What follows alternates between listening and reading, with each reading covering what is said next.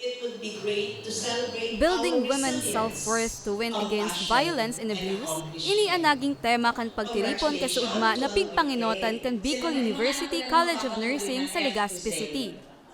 Naging benepisyaryo kan aktibidad ang faculty In behalf members of as in Dr. non-faculty Maria members Murieta kanasambit na Flores, kolehiyo. Vice President for Duman, pig-opresirman an man iba-ibang serbisyo arog kan libreng pagpa-CBG, blood pressure monitoring, ear acupuncture, massage, haircut, manicure, pedicure, asin iba pa.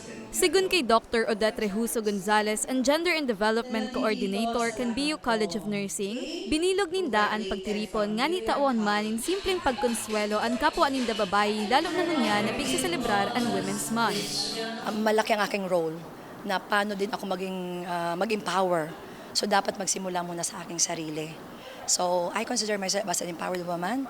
So kailangan ko itong ibigay din sa aking mga unang-muna sa mga teachers para makapalaganap ng kumbaga sa ang kakayahan at kasipagan. Apwera sa mga nasambit na libreng serbisyo, nagkaigumanin seminar mapadapit sa mga diretsos kan kababaehan asin kaakian kung sa inaimbitaran na maging resource speaker si Attorney Hyacinth Marioles. Of course, marginalization is very real. Discrimination is very real. So by celebrating Women's Month, by giving a talk on violence against women and children, we are able to educate, which is very key. No? How do we empower people? First, we educate them. We give them knowledge. So once they know that, then they can readily assert their rights.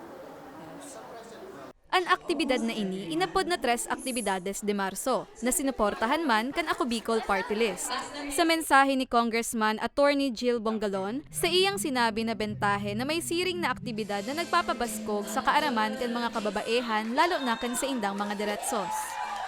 We and Ako Bicol Party List really commend and appreciate this kind of activity which promotes awareness with respect to the rights and welfare of women. Rest assured that Congress will always address these issues concerning violence and abuses through quality and effective legislations. And in line with the celebration of the Women's Month and to show active support to this very laudable cause, Ako Bicol Party List lends the use of lead wall, including the bringing of various sponsors for the benefit of everyone participating in today's activity. Asigurasyon man kan opisyal na yaon ang partido para suportaran asin proteksyonan ang mga kababaihan magin ang mga kaakian. Mientras tanto, apwera sa Ako Bicol Party List, nakatuwang man kan BU College of Nursing and Technical Education and Skills Development Authority Bicol sa pagrealisar kan pagtiripon.